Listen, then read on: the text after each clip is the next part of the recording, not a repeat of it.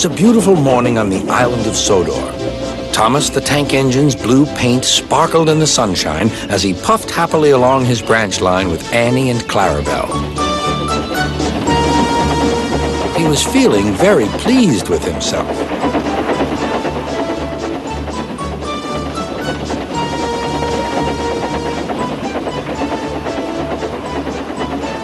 "Hello, Thomas," whistled Percy. "You look splendid." "Yes, indeed," boasted Thomas. "Blue is the only proper color for an engine."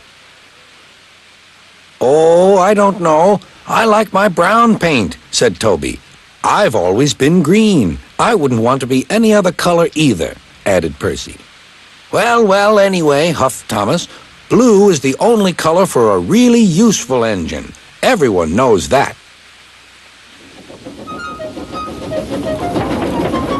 Percy said no more. He just grinned at Toby.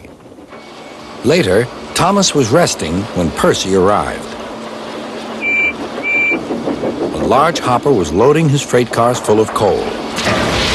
Thomas was still being cheeky. "Careful," he warned. "Watch out with those silly cars." Go on," muttered the cars. "And by the way," went on Thomas, "those buffers don't look very safe to me." The last load poured down. "Help, help," cried Thomas. "Get me out." Percy was worried, but he couldn't help laughing. Thomas's smart blue paint was covered in coal dust from smokebox to bunker.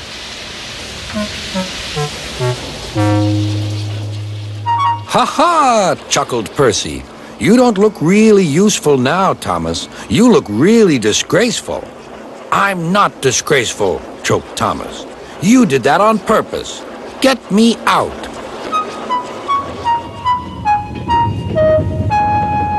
It took so long to clean Thomas that he wasn't in time for his next train. Toby had to take Annie and Clarabel. "Poor Thomas," whispered Annie to Clarabel. They were most upset.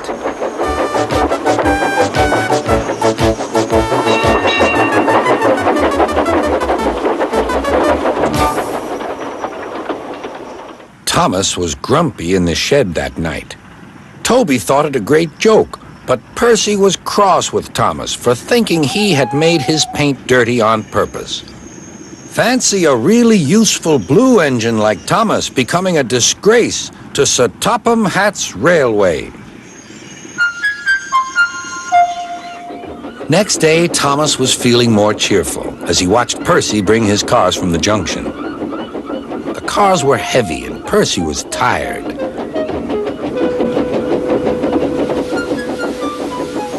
"Have a drink," said his driver. "Then you'll feel better." The water column stood at the end of the siding with the unsafe buffers.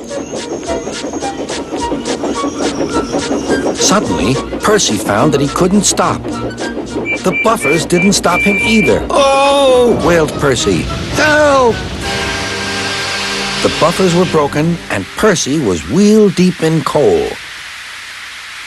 It was time for Thomas to leave. He had seen everything. "Now Percy has learned his lesson, too," he chuckled to himself.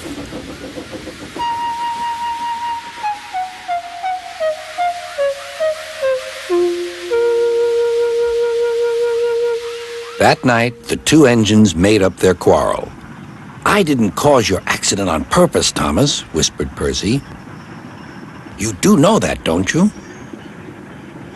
"Of course," replied Thomas, "and I'm sorry I teased you. Your green paint looks splendid again, too. In future, we'll both be more careful of coal."